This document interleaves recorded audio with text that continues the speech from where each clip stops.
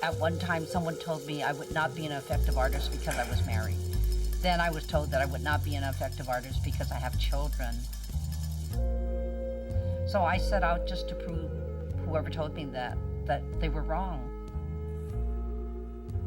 25 years ago, it was inconceivable to Flo Oi Wong that she would one day be an established artist. It was the midlife crisis. I was trying to figure out who in the daylights is Flo Oi Wong. And so I thought that the answer would be to try my hand at making art. In her search for identity, Flo has become known for works of art that tell stories about the rich but often painful history of Asian Americans. This is one of the panels from the Baby Jack Rice story, and it's the story of my husband's childhood in Augusta, Georgia, during segregation. She came of age as an artist during the feminist movement, when there was all this discussion about the personal as the political, just at the time when identity politics are being explored both out in the world and in the art world. In Augusta, Georgia, and in other parts of the South during segregation, the Chinese were not a part of the Southern expression, and I wanted to put that onto the American landscape. She comes in at a time when it's very, not just acceptable, but it's very interesting and fresh to deal with different cultural histories. At first, Flo explored her own cultural background, beginning with her memories of Oakland's Chinatown in the 1940s and 50s. When we were growing up, there was definitely the crates of vegetables on the streets, the ducks hanging in the window, the fish in the window, but there was space for us to run and play hide and seek and play tag. This is the site of the old Great China restaurant on Webster Street. Flo helped her parents run their family restaurant until it closed in 1961.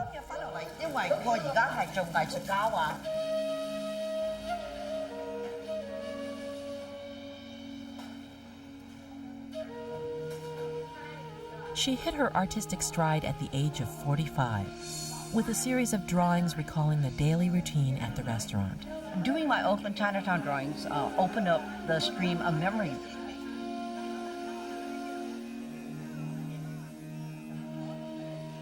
The restaurant was my womb.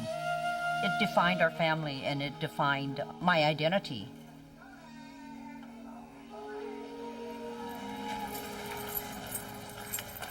Flo's examination of her ethnic roots led her to experiment with rice sacks, a versatile and personal material she now regularly incorporates into her art. Using rice sacks in my art connects me to my past. My father was shot in Oakland Chinatown 64 years ago, and when he was shot, our family was very poor and we didn't have any rice to eat, and our relatives brought us sacks of rice.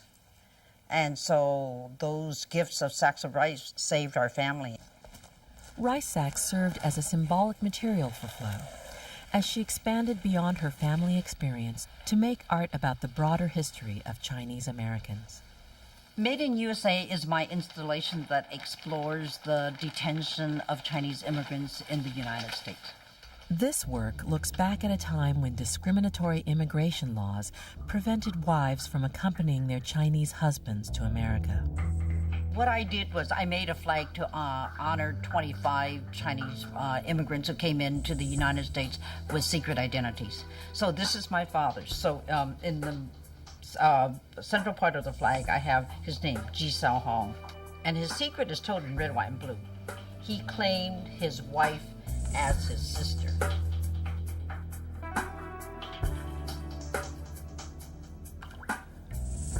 In a current project called Kindred Spirit, Flo relates the plight of Wen Ho Lee, the Chinese-American scientist who was jailed and wrongly accused of passing nuclear secrets to China in the 1990s. When Wen Ho Lee was incarcerated for 278 days, he didn't get to have certain foodstuff that were important to his diet.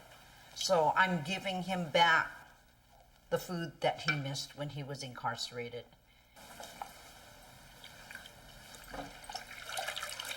I want to tell Wen Ho Lee's story through the symbols of food and family.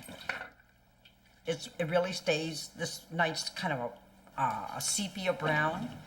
And when people come, they go, what's that strange odor? And they go, it's this rice sack. I was looking and examining Wen Ho Lee, not as a scientist, but as a father who was taken away from his home.